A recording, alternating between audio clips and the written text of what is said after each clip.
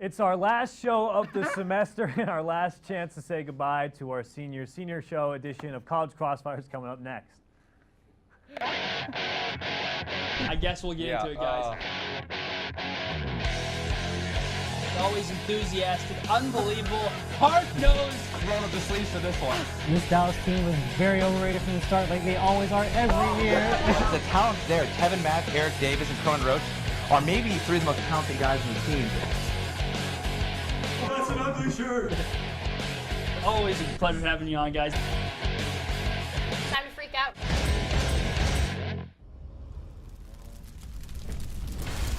Good evening and welcome into College Crossfire. I'm your host, Mark Skol Jr. Glad to have you with us on your Wednesday night for the last time ever. Let's go ahead and meet tonight's panels. To my left, it's senior Matthew Adams. Great to have you on, Matt. It's great to be on. Hope you're doing well, Mark. I'm doing well myself. If I was doing any better, it wouldn't be fair to anybody else. Get in one more time. Okay, one last time. All right, Joe Morris in the middle. How's it feel to be on? Last time ever on TSTV? Can't wait. Funny as always, Joe. And on the end, Lance Motal. Great to have you on, Lance. Don't know if I'm going to be able to follow that up. You'll be able to follow it up, and it's going to be a great show. Last time ever. Let's go on a high note, guys. All right, guys, let's get started. Several former Longhorns heard their name in this year's NFL draft this weekend, including offensive lineman Connor Williams heading to his hometown Dallas Cowboys, linebacker Malik Jefferson taking his talents to Cincinnati, and even the punter Michael Dickson drafted by the Seahawks in the 5th round. But which Longhorn do you think will have the most success with their new team, Matt? Yeah, I'm going to go with Michael Dickson on this one. Looking at the other guys where they got drafted, I think Connor Williams can have a good career, but with Malik Jefferson, unfortunately, going to Cincinnati, that's a very dysfunctional franchise. Deshaun Elliott, I think he's in a good spot. We don't know what his coverage skills are like, so he's got a lot of growth to do. Michael Dickson's one of those guys. Yes, I know he's only a punter, but seeing what he did at Texas, where he could really kind of change the field position. Seattle needs some extra help, especially with a changing defense over there. So I think that's a good spot for him. What's cool about Dickson is that in his interview before the draft with the Seahawks, he was asked to do a staring contest with the scouts, and they obviously, I guess he would have won because they drafted him. Apparently so, yeah. Joe, what about you? I'm going to go with Dickson, too, just because when you look at who's poised to do well from the start, it's going to be Dickson. When you look at Seattle's offense, Russell Wilson's going to be good as always, but the offensive line has struggled for the past 5 years or so. The running backs have not been any good since their better players have retired.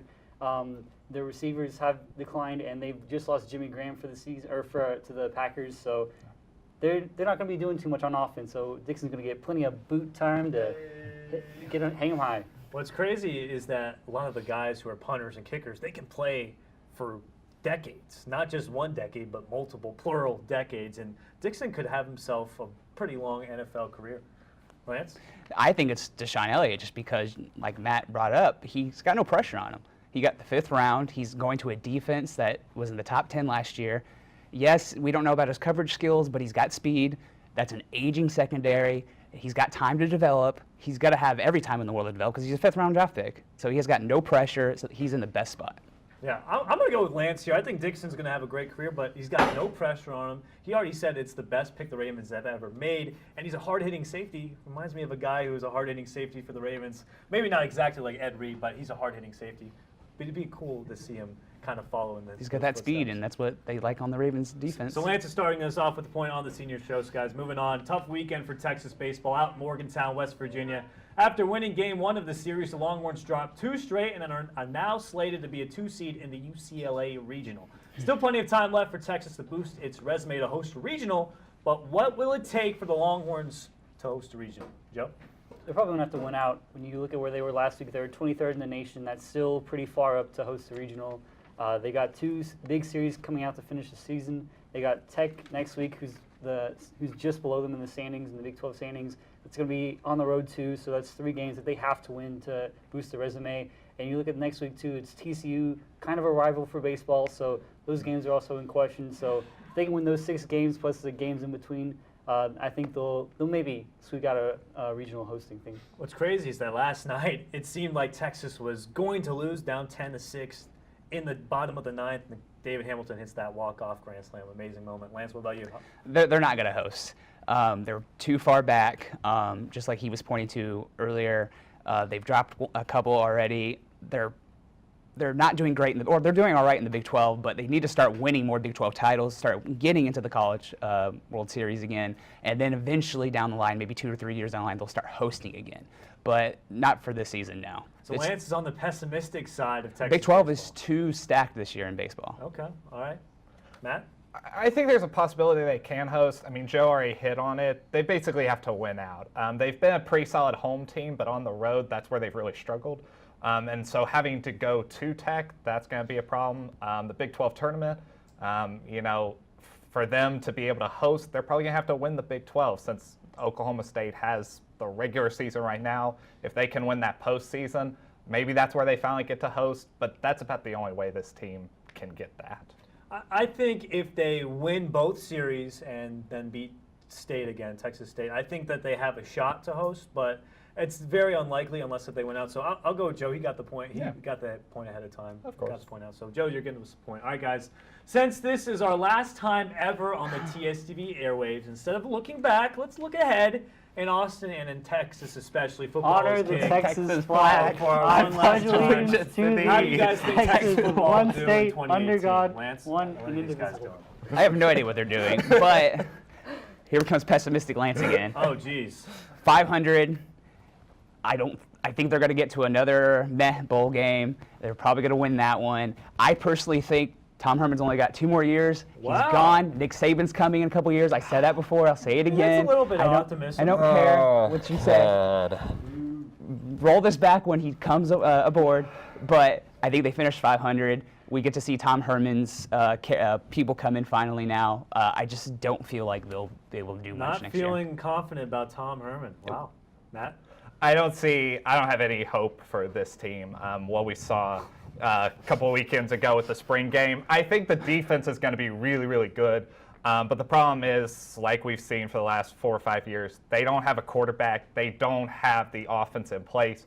I think this year, if they can't get that settled, and especially adding 2 young guys in Rising and Thompson, the fact that they are starting to get more quarterback heavy, this is going to become an issue going forward. So, if they're 6-6, 7-6 again, I wouldn't be surprised. So you're saying no improvement whatsoever? I don't from year one to year I don't 2 really Herman. see much improvement at all. No. All right, Joe. Like I said, Are you going to have any bit of optimism here? No, sir. I'm going to have to go with these 2 guys. I Oh, my think gosh. Texas just lost too much talent this season. They did. They've lost half their defense. They've lost their best player, They lost Michael their punter. Dixon. They lost Yeah. Michael Dixon, yeah. They don't really have any leaders on offense. The running game was haphazard, to be nice about it. The receivers are inconsistent. It's just not the formula for success. So maybe they'll get 6 wins, maybe 7 in the regular season, but I just don't have much hope for these teams. Being here 3 years just taught me too much. salty seniors. Normally, I'm a salty senior with you guys, but I think Texas could be good next year because you look around the Big 12, Baker Mayfield's gone, Mason Rudolph's gone, Jesse Ertz is gone. There's all these guys who are leaving. But you look at Texas's schedule right now. Yeah, I know it may not be the toughest, but you look at that 4-game stretch they have against USC, at Kansas State, TCU, and Oklahoma. They're in the same position like they are every year. When they get into that stretch and they lose 2 or 3 of those games, the season just starts falling apart. And that's what this Texas team, they're going to be in that same boat again. I don't want to deal with any saltiness on the senior show, so no one's getting the point. Awesome stuff, not really, but after the break, our panelists will break down the NFL draft. You don't want to miss it. You guys really?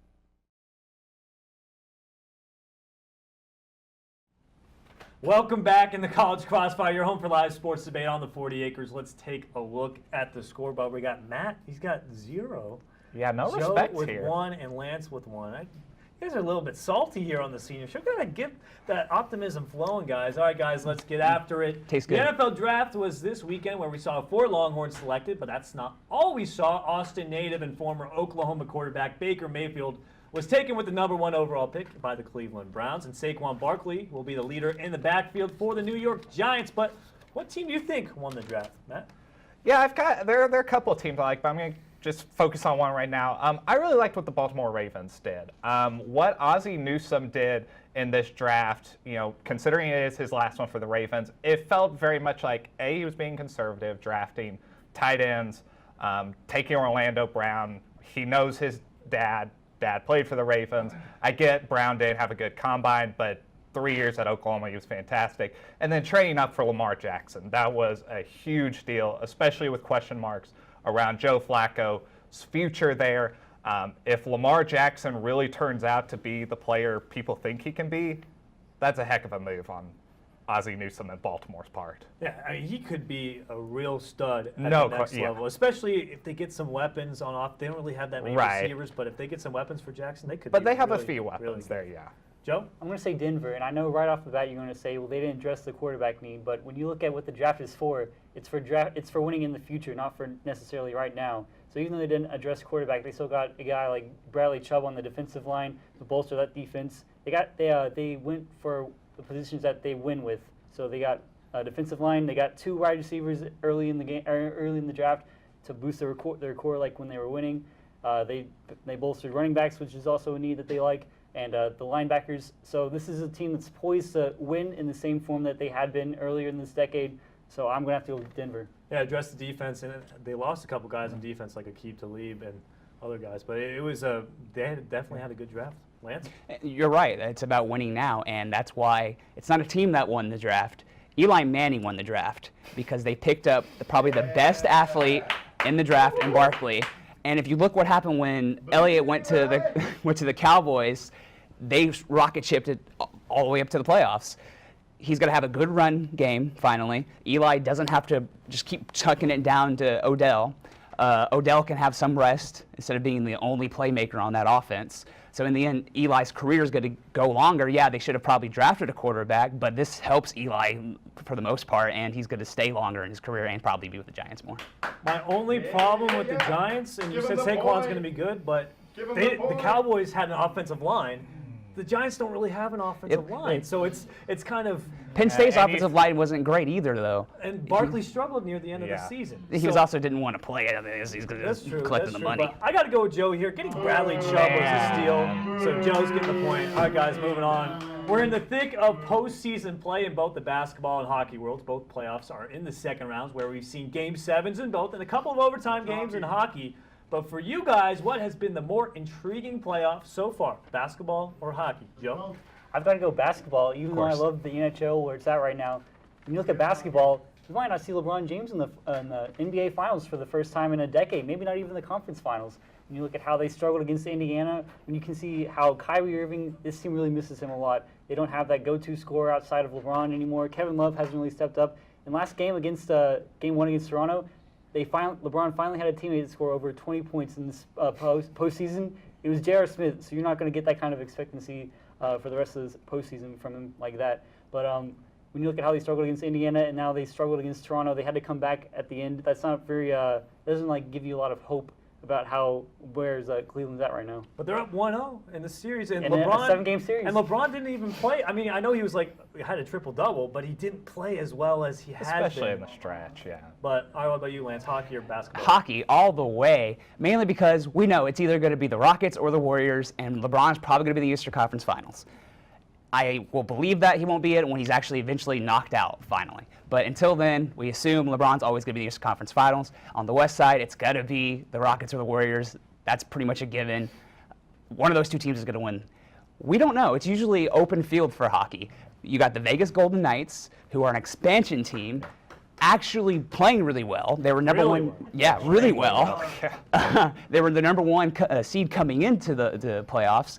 And we could see an expansion team actually win the Stanley Cup. And we saw an 8 seed win the Stanley Cup a couple years back. So the NHL playoffs are more unpredictable. There's more overtime. There's more intense hockey, way better than the NBA. 8 seed in the Stanley Cup Finals just last year. The Nashville Predators almost beat the Penguins. Yeah, I mean, I am, as much as I want to be on Joe's side here, going with the NBA, I just can't. I have to go with the NHL. Lance already said it with Las Vegas, but I mean, this is just a much more exciting playoffs to be watching. I mean, you look at the Penguins trying to go for their three-peat. You've got the Capitals. That series is interesting right now. Predators and the Jets, that's also an interesting series. There's just a lot more excitement with the NHL right now. I think because of the pessimism there is towards the NBA with the fear of it being Rockets, Warriors, Cavs, or maybe Boston or Philly, whatever. I think that factors into it. So I'm going to go with the NHL here. I think the NBA playoffs are certainly better than they have been in the past. It's not as predictable. It's not, oh, these two teams are for sure going to be in the finals, but it's like these three teams are going to be in the finals. Yeah. But I'm going to have to go with Lance here. I think he brought up the points where it's just like hockey is just that there's this different kind of adrenaline, especially when you get in those overtime games, and it's just All the different kind time. of feeling in your stomach when you're watching playoff hockey. So you're getting the point, Lance, and that's scoreless so far still. What's the deal, man? Man, you're just not respecting me over here. That's a problem. They're saying your answers first. That's what's screwing you over. All right, guys. Salty senior. Let's Salty senior here's to indeed. the MLB. The New York Yankees have been red hot, winning 10 of their last 11. It seems like Giancarlo Stanton is back to his old MVP self from last year, while Aaron Judge has been dominant as always. Are the Yankees the hottest team in the league right now? If not, who is, Lance? The Yankees fan. I would say the Yankees, but I'm a Yankees fan, not jinxing it. Glad to see Stanton back. But shout out to my boy, Mr. Professor Sean Mapes. I am Marlin on the Marlins. Marlins are 6 of 7. They are the top 10 in WAR and on-base percentage right now. They just got done beating Jake Arrieta twice. Ooh. So they're the hottest team right now in baseball. It's for a team that's supposed to be tanking, they really aren't tanking much right now. And Derek Jeter is right, so you got to trust the process, as they say in Philly. Yeah, they got Lewis Brinson. He's been a stud out in Yep. center field for them. He's a good piece moving forward for the Marlins, Matt. Well, I'm going to first address that this was a stupid question to begin with, considering the Yankees lost to the Astros yesterday. No, So they let's- won yesterday. They did? They won. Well, no, I'm definitely not getting the point now, so let's go. Let's move on. Joe, answer. Next. Next, They Joe, move lost on. on Monday. They lost on Monday. Joe. That's why I said 10 of the last Well, 11. you know, They won 10 of the salty last 11. senior at this point, Joe. Give me 0 the points. NL West leading Arizona Diamondbacks. They won 8 of their last 10. And it's been about 3 weeks since they've given up more than 5 runs in a game. So with that kind of pitching, with that kind of offense, you got to go with Arizona at this point. Arizona's been really good. I was going to give you the point ahead of time. No, You just had to no, answer, just no, to give you a point no, for the last no, show. just let me- But just now, I'll give you, since you didn't do your research and we haven't got any points. No, tonight, don't I'll even give you. I'm giving you a sympathy point. I have to give you a point. No, don't even give me a point. No, I'm not taking a point here. Matt, you're taking it. No, not taking it. Joe, good answer. Last two. Great debate, guys. That's it for now. We got a special edition of Rapid Fire up next. Stay tuned.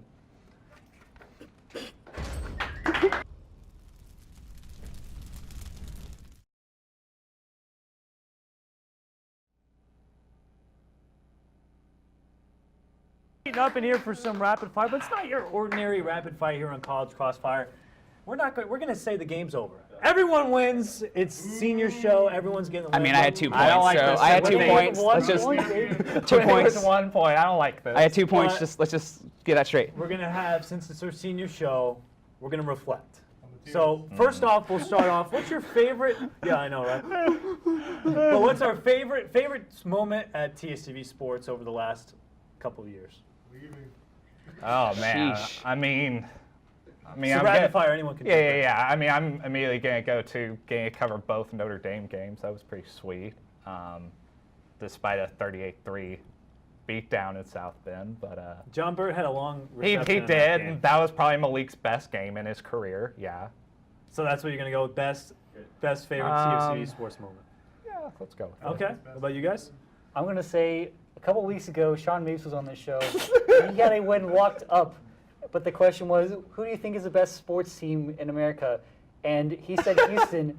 Mark did not like that answer. He said, I will give you the win if you say literally any team other than Houston. And he says, no, I'm doubling down. I love my Houston. And he lost, and I thought that was the funniest thing in the world. That was definitely a good moment. One of my favorite moments as well. I literally said, "Hey, dude, any other cities, man? I'm giving you a chance." Nope. Chicago, Chicago, New you York, said Boston. Green Bay, Boston. San Antonio, Oh, no, Green even. Bay. San Steve Antonio. Helwick said Green Bay. That was, as a Bears fan, as the host. that Well, was not a I good know, answer. but you would have to say it's pretty. So it's not in any other city. It was just not besides Green Bay. Yeah. And Houston. What Remember about those Lance? two. What about you? You're a new. I mean, I've been here a year, and honestly, just give the generic, every Wednesday I get to come in and hang out with you guys. It's been great, and I've been going through some medical issues. I'm no longer cancered, at least, so that's good. Yeah, we're happy to hear that. Thanks.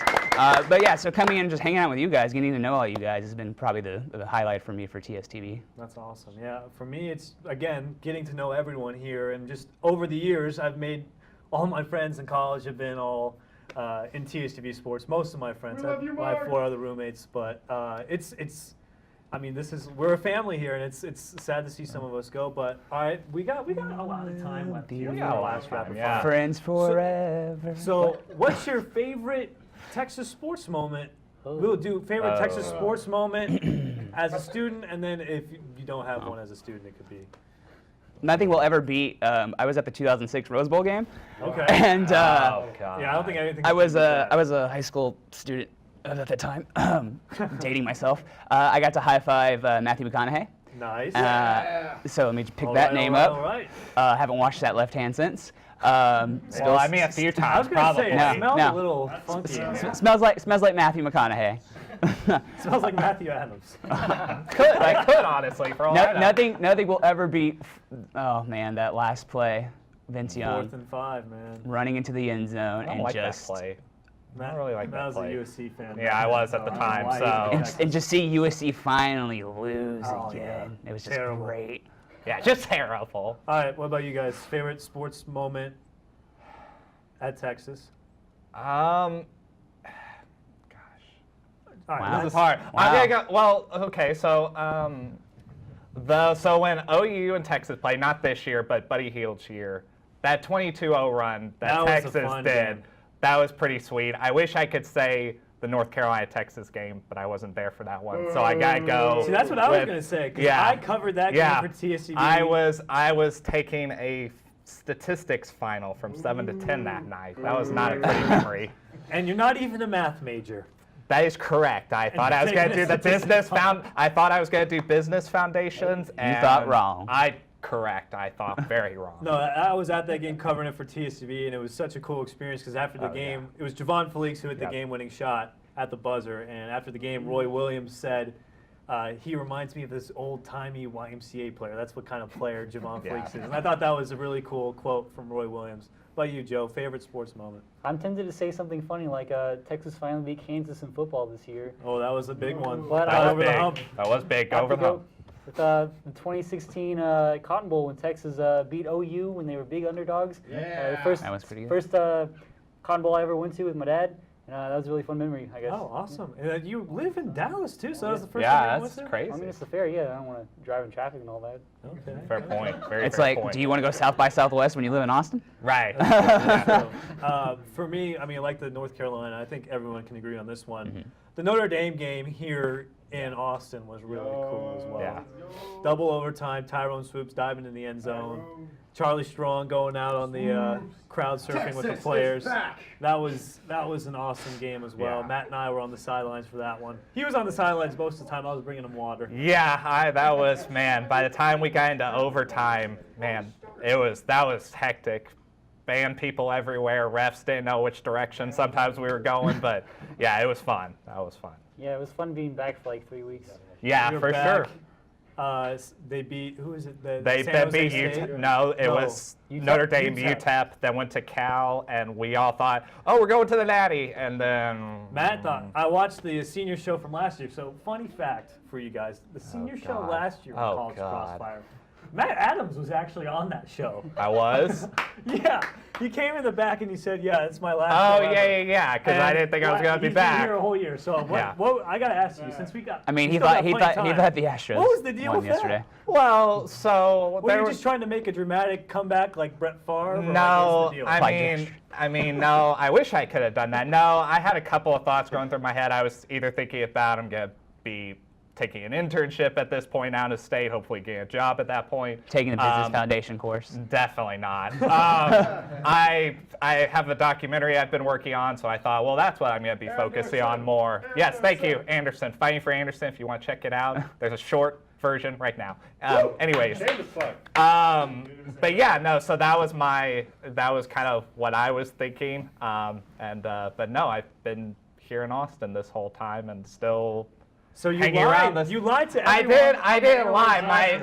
So this is your chance to forgive everybody. He's coming back next year. Why do I have? Are you coming back next year? No, Yeah, we I'm gotta not. clear things up. No, Are you I'm coming not. back next year? No, I'm not coming Yeah, back he is. next year. Yeah, I he am is. going. Totally I am is. going to be in Washington, and we will see what happens with my coverage with either Donald Trump or Ted Cruz. All right, so Quick. I got some more questions since we still have some more time. What's the thing that you've learned from TSTV? What's one thing you've learned, like that you're going to carry on with you to your next job throughout the rest of your life? How to run the social media team? Dang. That bus. You did a good job, huh? Yeah, really good. All those tweets and Instagram posts I did. That's going to work well for you. They're going to put that on your resume. Yeah. On the As social long media as thing. you specify that you are Microsoft Office user. Yeah, of course. Subject matter expert. Yes. And What about you guys, Lance, Matt? What's the thing you've learned that your biggest takeaway? that it's just in general, running live production is chaos.